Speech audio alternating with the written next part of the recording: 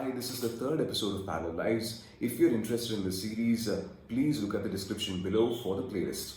Cricket is bigger than anything in India. For today's episode, we'll be looking at two autobiographies of legends who played for different countries and transformed the game. Hi, this is Gautam, and I'll be reviewing two books today. The first autobiography is Shane Warne's No Spin, and the second one would be Sourav Ganguly's A Century Is Not Enough. Shane Warne's autobiography is much denser and narrates several events apart from the 20 yards. But whereas Sourav Ganguly's autobiography is mostly cemented about his stint in the Indian national team. At the start of his biography, Shane Warne writes in detail about his difficult family conditions and how his parents bring him up. He writes that his first love was football, but an untimely illness in a crucial match affects his performance, and from there on his selection gets affected. So only after that he tilts towards cricket. My best chapters in the book was with reference to how Shane Warne explains the art of leg spin, and I was really impressed by how the memory is really fresh, how he explains the training sessions with Terry Jenner. It goes something like, Terry Jenner instructs Shane Warne, "You need to learn what, when and why." And Shane Warne replies, "I don't understand," for which he explains what you're bowling, when you're bowling it, and why you are bowling it. You don't bowl a wrong in because you haven't bowled one for 10 balls, and you don't bowl a wrong in because a new batsman comes in and you want to make him look a fool. You don't bowl a flipper because you haven't bowled one for 2 overs. For a flipper to really work, you have to plan its disguise, and to do that you have to set up the batsman with a faster leg break.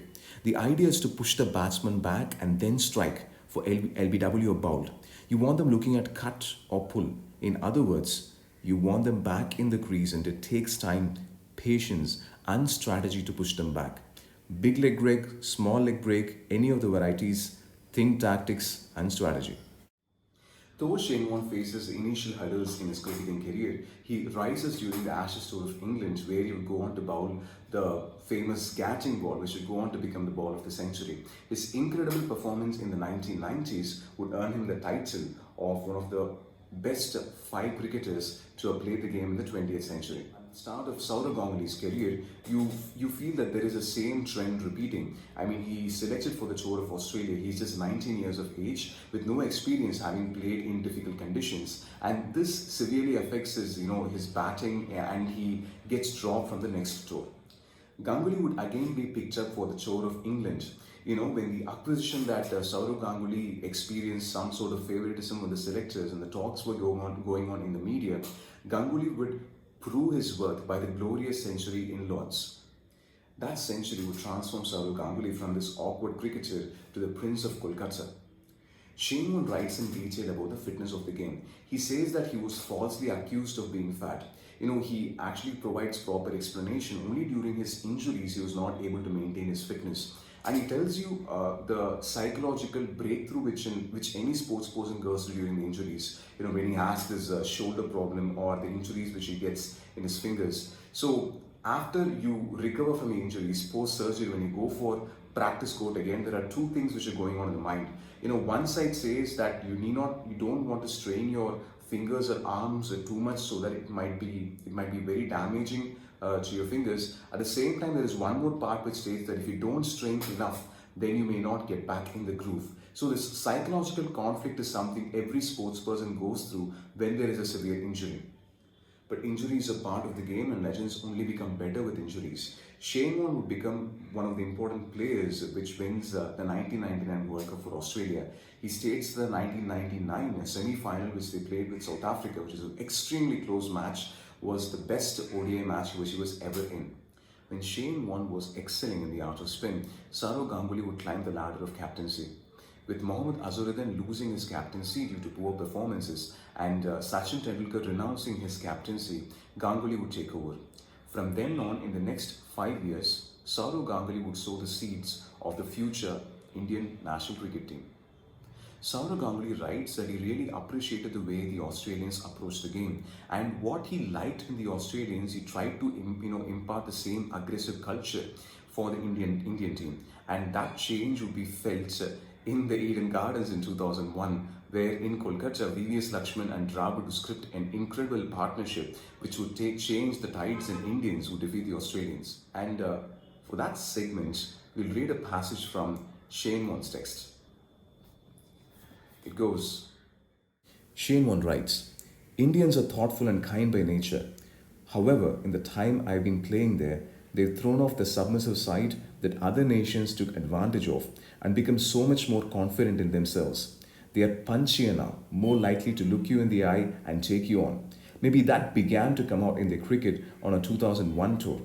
It was as if they were saying, we won't be pushed around anymore. In fact, Sourav Ganguly, the captain, operated like a dictator, and this rubbed off on the players, the media, and the fans, who were more aggressive than we'd seen previously.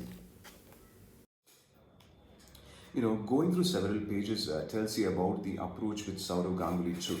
For example, Ganguly writes, my captaincy model was characterized by two distinctive pillars: proper identification of talent, and then ensuring the young finds played fearless cricket. The toughest challenge for an Indian captain was to keep track of talented domestic players as he was touring most of the time. I had to delegate the responsibility to one or two selectors I trusted almost blindly. My policy is simple: east, west, north, or south didn't matter. What mattered was the player's skill. Okay, it goes on. It says about few decisions. Many of the decisions were colored by what I had seen in early part of my career. The message was clear: I shall back you even if you fail. When I asked Sehwag to open in Test cricket, he was very anxious and understandably nervous. I assured him, Viru, irrespective of what happens, you will remain in the side. Same goes on. Picking Harbhajan Singh was another gamble. I remember in the first year of my captaincy, I was told by one of the selectors to have a look at this young spinner from Punjab. I had not seen him bowl till then, so I requested the BCCI to fly him down to where he was playing. I left it to Kumble to decide Paji's future. As a captain, I had over the years constantly looked out for players who remained steady under pressure and possessed the capability to change the course of the match. Mahendra Singh Dhoni, who came to my notice in 2004, was a natural progression of this thought. And the description of the rivals brings about the same feeling. You find a similar flavor when Shane Warne writes about the Ashes victory and the defeat, the victory in 2006-7 and the defeat in 2005 with England. And you get the same elated feeling when Ganguly writes about the tour of Pakistan, where they defeat Pakistan in home soil in the 2004 series. And both of them had certain dark phases in their career. For example, Sourav Ganguly would have this rift with coach Greg Chappell, and he would get dropped from the team in spite of the fact that his records were good. And same thing goes for Shane Warne, where Shane Warne ignorantly takes a diuretic, and later it is found out that during testing that it was a banned substance, so he gets a suspension of 12 months. But both of them does find their way back. Sourav Ganguly would just get a turnaround when he's again recalled to the Indian national team to play against South Africa. At the same time, Shane Warne would rise up in the Ashes.